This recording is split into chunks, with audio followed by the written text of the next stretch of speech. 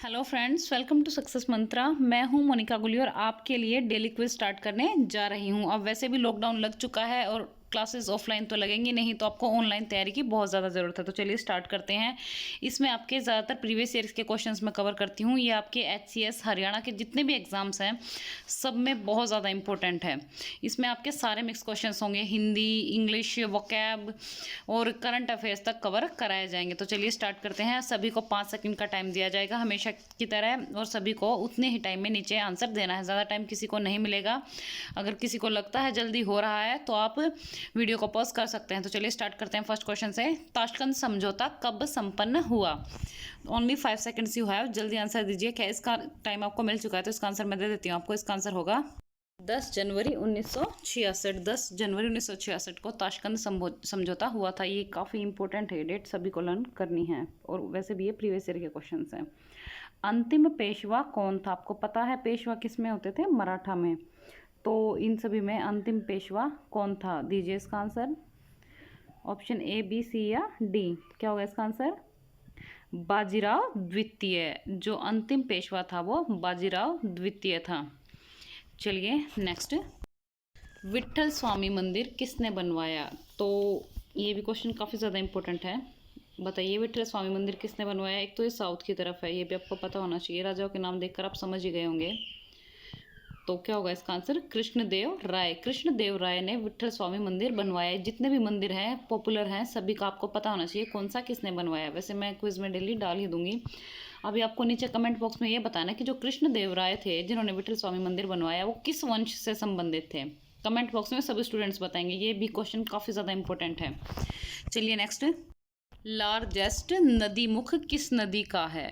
तो अभी ये इंडिया में पूछा गया है। बताइए लार्जेस्ट नदी मुख किस नदी का है इनमें से? वैसे तो आपको पता है ये सारी ही नदियाँ काफ़ी बड़ी बड़ी हैं। अगर पूछा जाए कि दक्षिण भारत की सबसे बड़ी नदी कौन सी, तो गोदावरी है।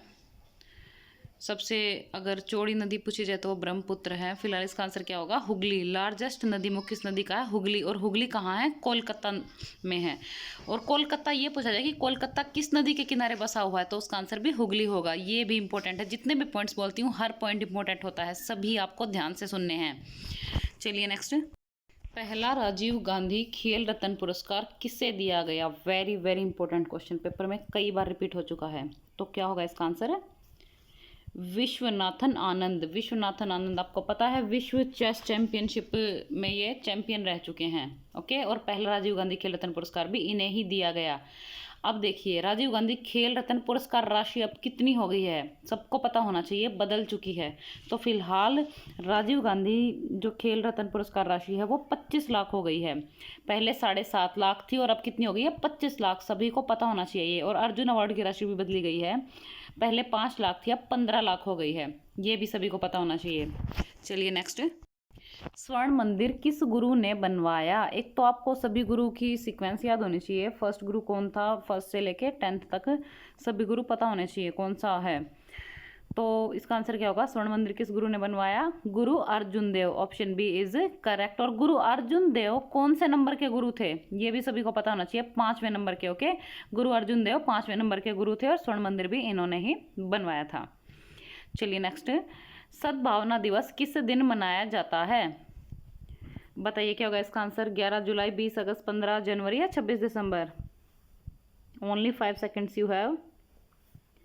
20 अगस्त। सद्भावना दिवस 20 अगस्त को मनाया जाता है। Option B is correct. Next. चलिए बाकी की डेज भी मैं आपको बता ही देती हूँ। 11 जुलाई को जनसंख्या दिवस मनाया जाता है, ये भी इंपॉर्टेंट है। और 15 जनवरी को थल सेना दिवस मनाया जाता है। चलिए नेक्स्ट। पल्लवों की राजधानी कौन सी थी? अब पल्लव जितने भी ये साउथ की राजधानियाँ जितने भी वंश थे, कुषाण, चोल, इन सबके साम्राज्य की राजधानी सभी को पता होनी चाहिए। तो फिलहाल पल्लवों की राजधानी कौन सी थी? कांचीपुरम। और ये द्वार समुद्र भी दिया हुआ है इसमें, ये होयसल वंश की राजधानी थी। ये भी रेलवे के एग्जाम्स में पूछा गया था। चलिए नेक्स्ट। अवध का अंतिम नवाब कौन सा था? अब इनमें से बताना है आपको। अवध का अंतिम नवाब कौन सा था?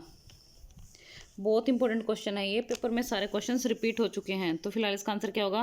5 सेकंड्स कंप्लीट। वाजिद अली शाह। अवध का अंतिम नवाब कौन था? वाजिद अली शाह। नेक्स्ट।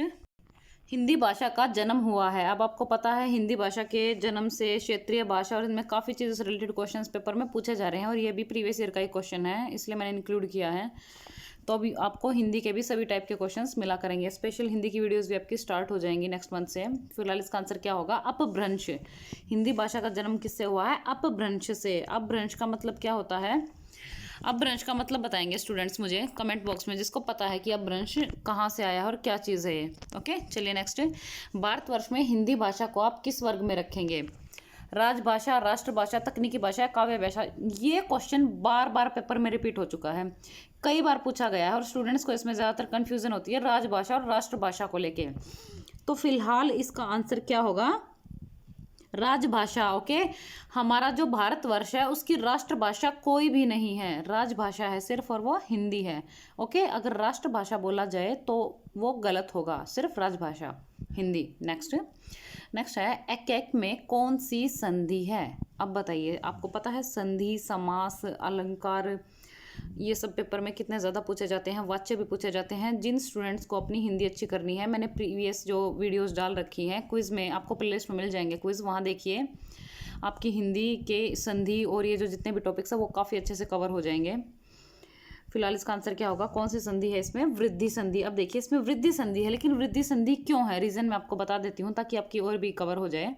अब देखिए वृद्धि संधि इसमें इसलिए है क्योंकि देखिए जहां भी जब भी कहीं आपको दो मात्राएं मिल जाएं, ओके, वहां पर हमेशा कौन सी संधि मिलेगी? वृद्धि संधि मिलेगी। ये ट्रिक है कि याद करने की, और 99.9% ये ठीक भी होती है। ओके, आप इसको लर्न कर लीजिए जो संधि अच्छे से नहीं कर पाता है। चलिए नेक्स्ट देख लेते हैं। नवग्रह में कौन सा समास है? अब बताइए कौन सा समास है नवग्रह में? द्विगु, द्वंद्व, कर्मधारय या तत्पुरुष? तो इसका आंसर क्या होगा?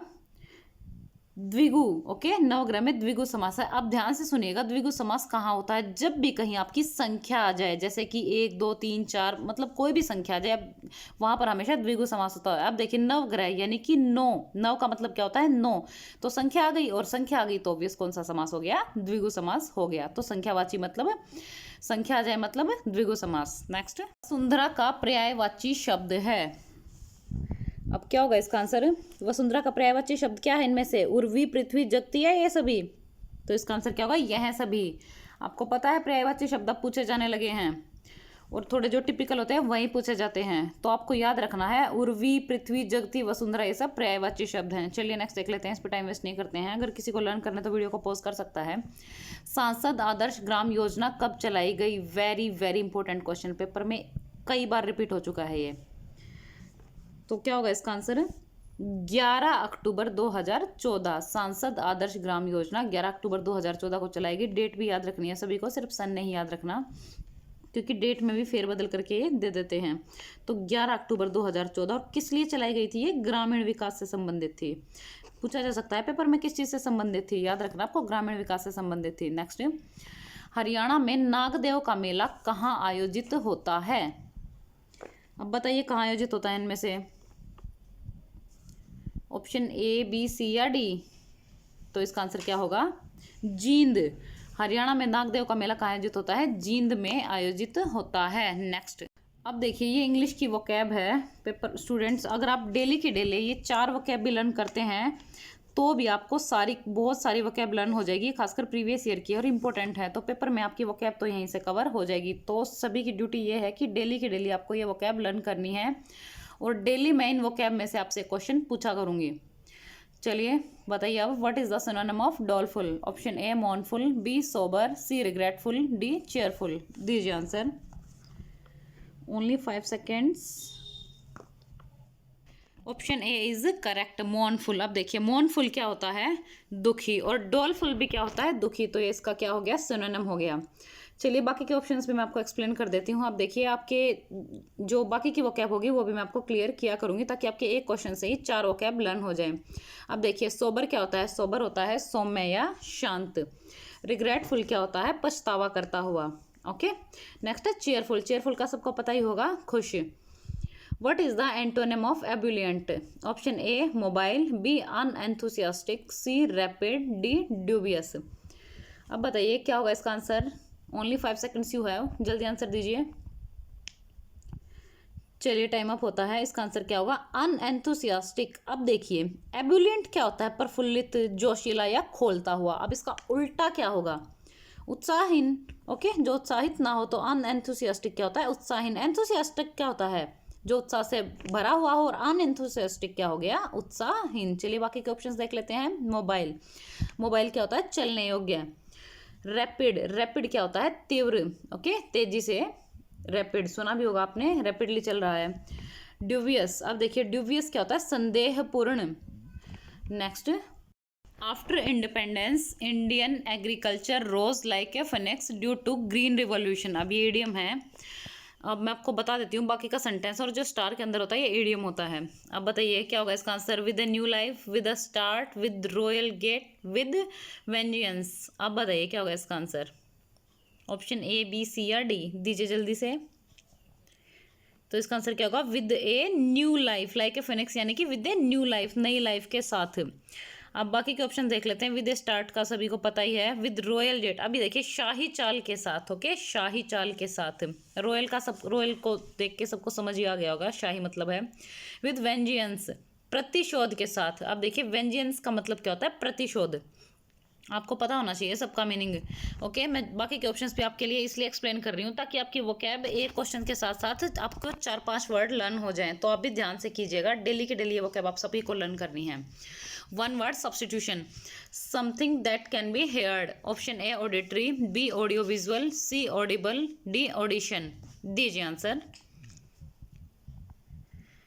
चलिए टाइम अप होता है। आंसर मैं आपको बता रही हूँ, इसका आंसर होगा ऑडिबल, यानी कि जो सुना जा सके। Something that can be heard, यानी कि जो सुना जा सके, यानी कि ऑडिबल।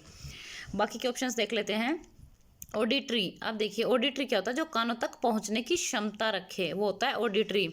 कहते हैं ना ये ऑडिबल है जो सुना जा सके, और ऑडिटरी जो कानों तक पहुंचने की क्षमता रखे। तो आप इन दोनों वर्ड में कंफ्यूज मत होइएगा।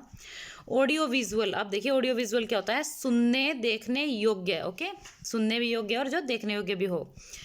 ऑडिशन, ऑडिशन क्या होता है? सुनने की शक्ति।